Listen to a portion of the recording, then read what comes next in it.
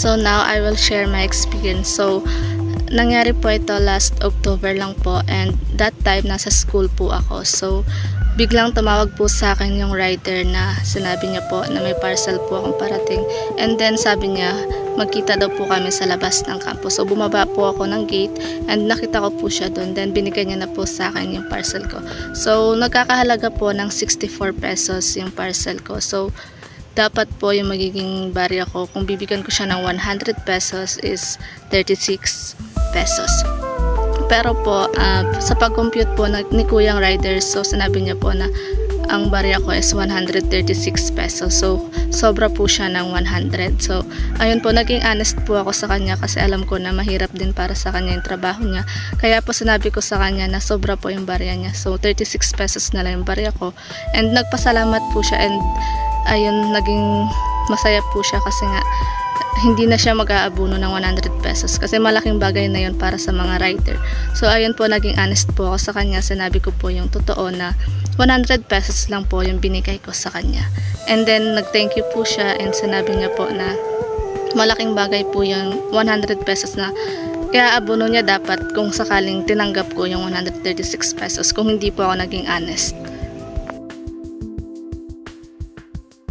So doon po sa na-experience ko, yung ethical value or virtue po na na-demonstrate is honesty. So naipakita ko po kung paano ako naging honest sa rider na nag-deliver ng parcel.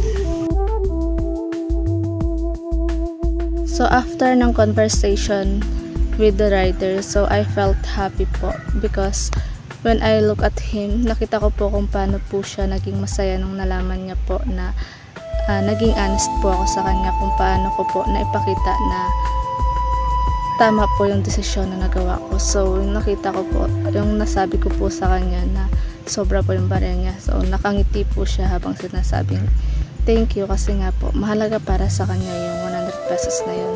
Dahil nga po hindi siya yung may-ari ng mga product na yun. So kailangan niya pong kung hindi po ako naging honest, so baka nag-abuno pa siya ng 100 pesos. So ibabawas pa yun sa sasahurin niya sa araw na yun.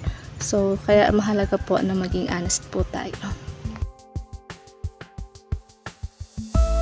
So yung natutunan ko po doon sa na-experience ko is always be honest po. Kasi nga mahalaga pong maging honest po tayo sa iba para po maiwasan natin na mag-guilty kung sakali man po na maramdaman nating mali yung nagawa natin. So yung pagiging honest po natin, nakakatulong po yun sa ibang tao at ganoon na rin po sa ating sarili.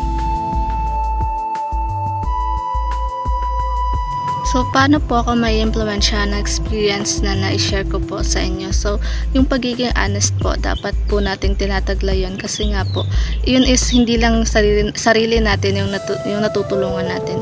Mas nakakatulong tayo sa ibang tao kasi nga, diba, for example, kagaya ng sa na-experience ko, so naipakita ko kung paano maging honest sa kapwa and kung paano ko siya natulungan. So yung 100 pesos na yun, malaking bagay na yun para sa mga katulad nilang nagsusumikap para buhayin yung sarili nila.